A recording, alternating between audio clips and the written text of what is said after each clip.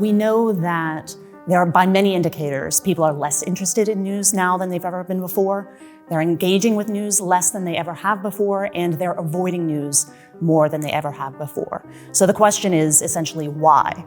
In a world of abundant information where basically everyone can access news at any time, why is it, and what does it mean that so many people are actively avoiding it? Current shock to oil supplies is among the worst in history. The COVID fraud scheme. With concerns about gas prices spiking. The country was plunged into darkness for the pollution in England's waterways is surging.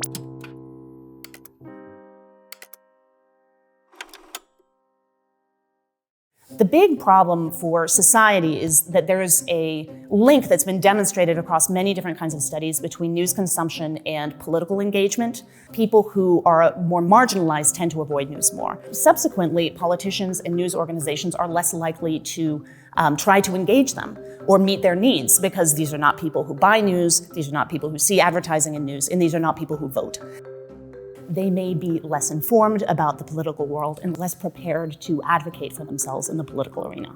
The other thing that's happened in the political world is that people are more polarized. And we've seen a growth in what we call affective polarization. This is emotional polarization, where people don't just believe that the other side is wrong, they actually hate them and believe that they're bad people often.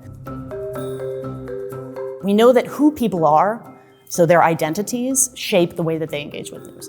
We know that their ideologies or the way they think about politics also shapes the way that they engage with news. And we know that the infrastructures that they're engaging with, so the pathways they're using to access information, you can think of these three I's, the ideologies, the infrastructures, and the identities as a kind of set of filters through which people are engaging with media.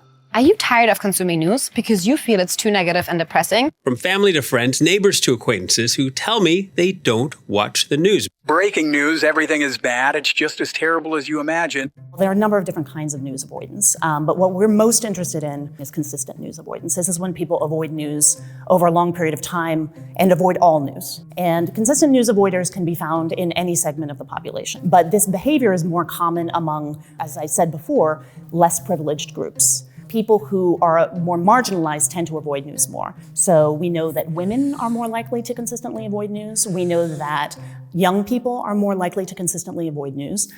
People of lower socioeconomic backgrounds are more likely to consistently avoid news, and so are people who are not interested in politics. There are a number of reasons that people dislike news. One of the most common is that they find it too negative. They feel surrounded by news, it's overwhelming, and it's overwhelmingly negative. You know, news does tilt negative. There's no question about that. There are many studies that find this.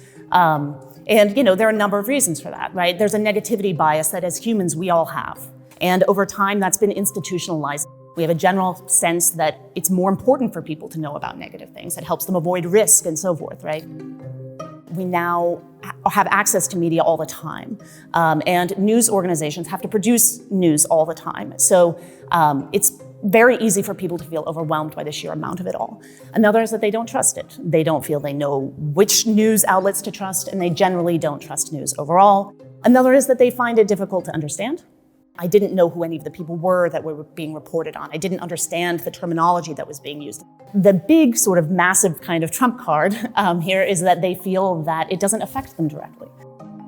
They feel that news, may affect other people, but mostly it seems like it's about politicians fighting far away about things that have nothing to do with them. So that's one narrative. The second big reason people say they avoid news is because of themselves. This is the "it's not news, it's me" narrative. So some people say that they avoid news because they're too anxious and they simply don't have time for news, or their life circumstances make it difficult for them to engage with news. Journalists used to be a mix of people who had a college degree and didn't. Now, of course, it's overwhelmingly people who have college degrees. But I do think it puts an obligation on us not to simply think that the whole world is the way that we are, and to think about our own blind spots. This is one of the big questions for news organizations, right? Do they want to engage the people who are disengaged? It's hard.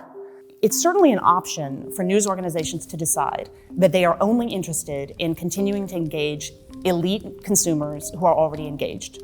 This is essentially the New York Times model, that have plenty of fluff that's aimed at economic elites. Perhaps news should present at least some of its material, particularly that which really does affect people in such a way that people of a lower socioeconomic status, people who aren't consistently consuming news can also understand it. If you meet people where they are, that just automatically means dumbing down. But explaining why somebody should care about a particular political scandal, is that dumbing it down? Explaining why something like Brexit will actually affect people, is that dumbing it down? We do see news organizations experimenting with some of these things.